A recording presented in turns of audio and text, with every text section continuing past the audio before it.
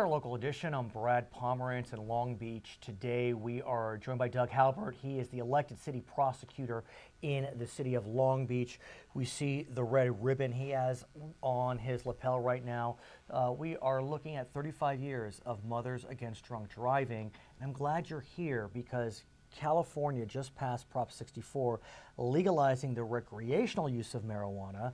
We know that in Long Beach, Measure MM passed, which allows storefront marijuana facilities, at least for medical purposes. Talk us through the question of impaired driving as it relates to cannabis. Well, thank you for having me on the show, Brad. I appreciate it. And no one knows exactly what to expect, but I think at least locally here in Long Beach, we do expect to see greater use of marijuana, and the storefronts should be opening up in the next year because the voters approved medical marijuana dispensaries in certain locations. That combined with Prop 64, I think we can expect just a more prevalence of marijuana in the neighborhoods and the communities, and that raises the specter of increased impaired driving. Our laws are pretty well established when it comes to alcohol impaired driving. In fact, we have tests that scientifically can measure the blood alcohol content of the driver. It's much harder when it comes to drugged driving because there is no mathematical formula that you can simply, in a laboratory, determine how impaired a person is. And apparently, when Colorado passed its legalization measure, one study said that pot-related traffic deaths were up 32% 1 year after legalization. We know drug driving arrests have gone up over the last few years. You know, I guess we're looking to create tests that will allow us to test for drug driving. Where do you as a city prosecutor go from here? Well, obviously, we want to enforce the laws. We want to be as strict as possible, especially when it comes to impaired driving. That automobile is a weapon. It could kill someone, take someone's life. So when someone gets behind the wheel and they're impaired and they should not be driving, we take that very, very seriously. Whether or not an accident occurs or not is not the issue. The issue is you should not be driving a car if you're impaired. And by the way, this includes taking narcotics that are controlled and prescribed. We have those cases as well. We're going to speak with someone who can talk personally about the risks of impaired driving, and we'll get to our interview with him soon. But look, marijuana is different than alcohol. You use cannabis and you get hungry, you fall asleep. It doesn't, the consequences of drugged driving for marijuana arguably are different than alcohol driving. How do you parse that out? Well, the impairement's different. Both of them are depressants and both of them will slow down reaction time. One of the problems we have with drugged or impaired driving is people have a hard time determining themselves if they are impaired. You know, we have people all the time who say, you know, when I left the bar, when I left the party, I felt fine, and the blood alcohol level will rise as the alcohol metabolizes through a person's system. So they may be far more impaired 30 minutes after leaving the party than they were the moment they left the party.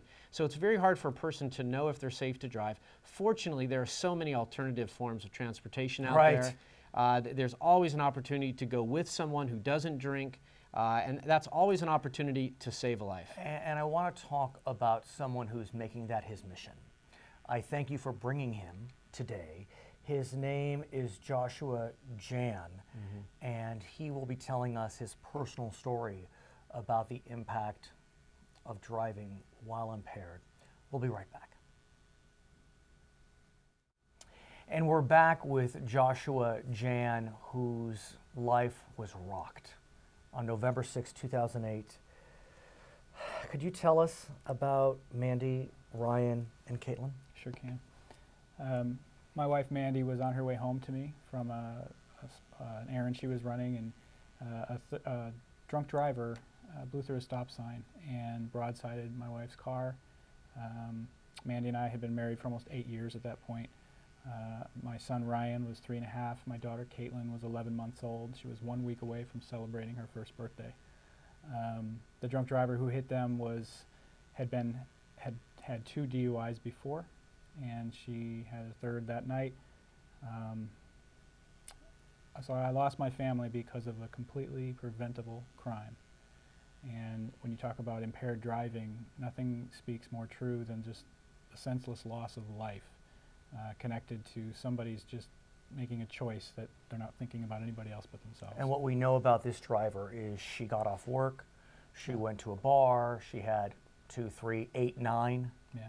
Jack and Cokes, got in the car, and 3 people are no longer with us. Yeah. What's more chilling about the story is you are a volunteer firefighter. You heard Yes, I did. the call. Yes. You went to the scene. Unlike a lot of people that get a knock on the door from a police officer notifying them of a death in the family, I heard the two-way radio in my kitchen. I heard the ambulance get paged to the collision scene.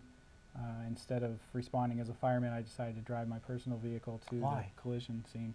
It was a jurisdictional thing. It happened right outside of our town, so they called mutual aid instead of calling us directly.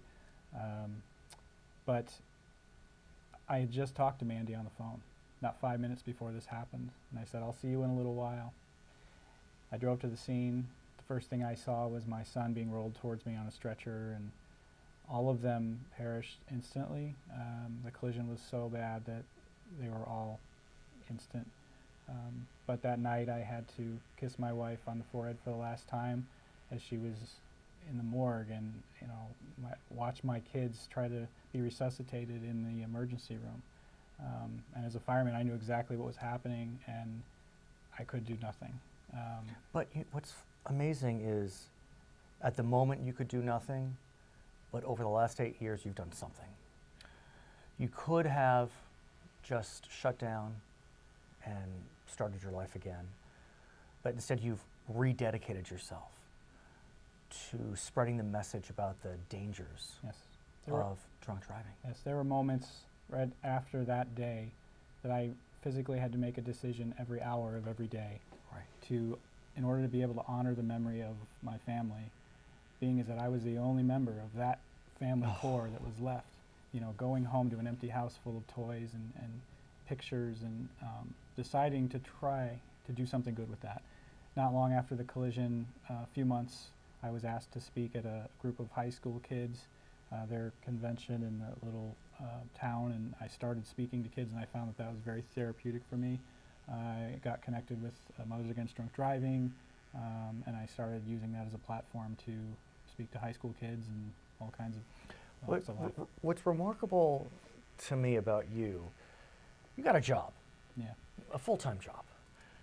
You're busy, yet you're speaking regularly about the risks of impaired driving, and in your free time, you're an Uber driver. Yes. Brilliant. Yes. Just brilliant.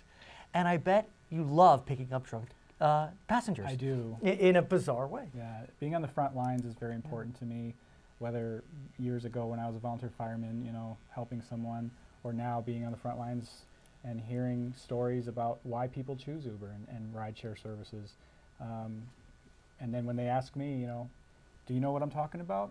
Well, the door's open and I tell them my story, and they walk out of that car convicted, and they carry that message with them, and that honors my family, and it helps save lives. And I honor you.